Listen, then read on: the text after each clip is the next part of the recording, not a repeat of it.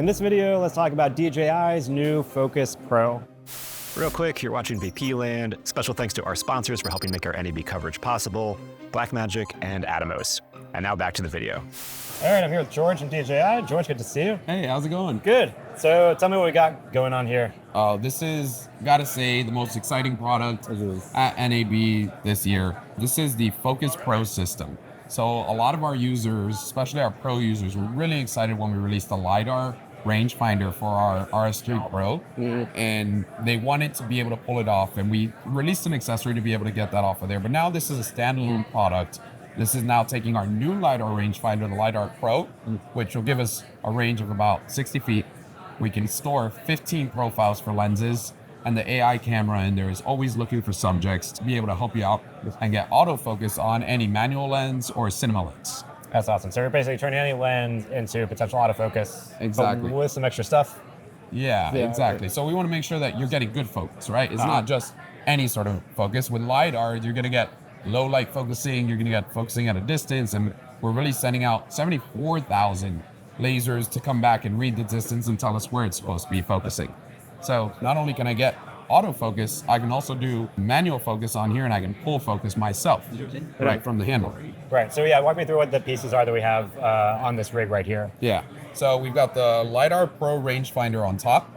We've got the handle for this, for the Focus Pro. And so this feeds power, and it also gets the motor communicating with the LiDAR Pro.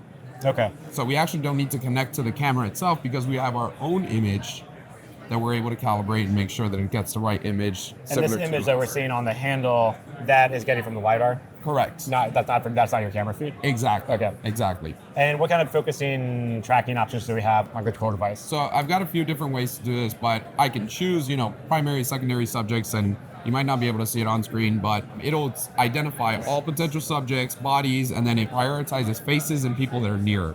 And once I'm ready, I can actually scroll through these, and you'll see the yellow now, and now I'm choosing different subjects. And when I found one, I hit the trigger button here, and I'm locked in.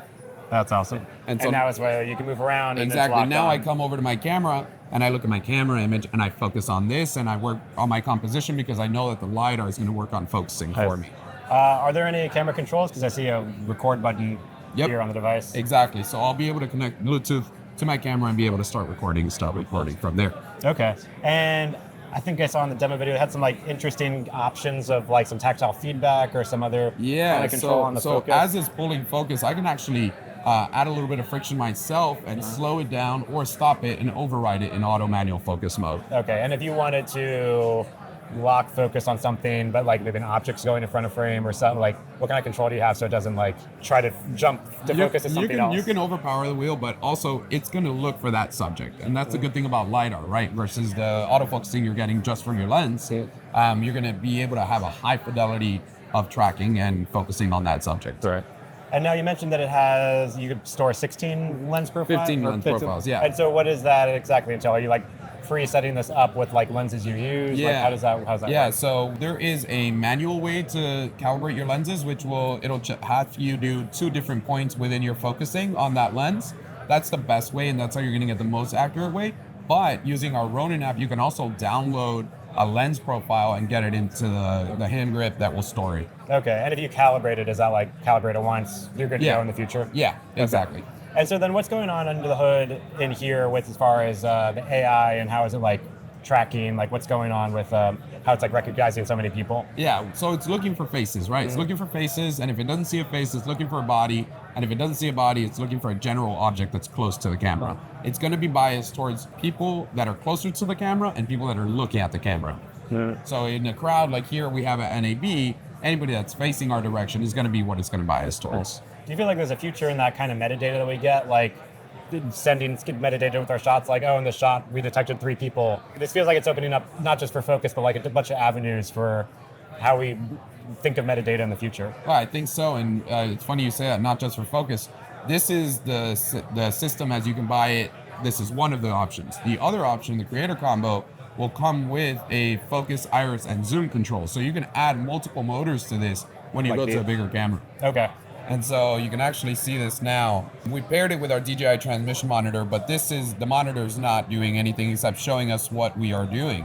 Here, I've got my focus here, I'm able to adjust. I love this because I'm able to adjust the amount of tension that this is going to give me, or the resistance. Now we've gone to strong, and now I'm going to have a little bit more of a premium feel to my focus pull. I can adjust my iris from there, or my aperture, and I can zoom.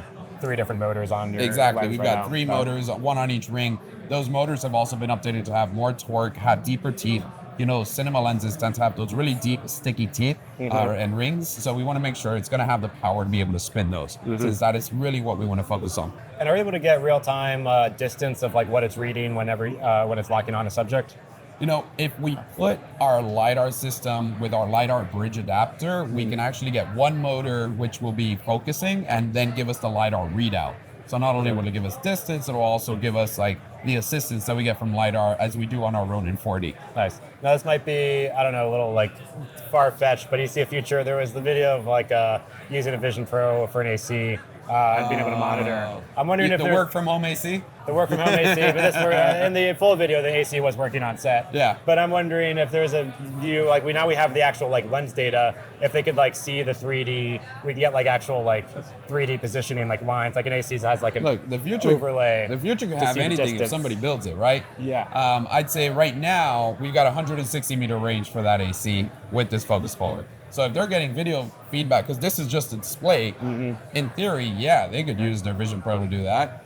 Yeah, I'm just thinking of like all the data we're getting now and like other uses that we might see in the future. Yeah. It's cool. And so can you give me a bit of the pricing breakdown of the different options that we have here? Yeah, so if you want, the first combo that you can get is the one that comes with the motor, the LiDAR Pro, and the handle. That's $999. Okay, for the full set? Yeah, and then if you want to get it with the controller, doesn't include the display, you can use any display you want. With the controller, it's going to be $1,849. Okay. I was going to ask about additional motors. Yeah. Can you buy them separately? You can buy them separately. Also, if you buy an RS4 Pro, that will include a motor. So if you just need a zoom in focus, maybe that's good enough for you. If you want all 3, then you just do have to buy separately. Cool. Well, thanks a lot, George. Appreciate it. Absolutely. Thanks for coming by. Thank you.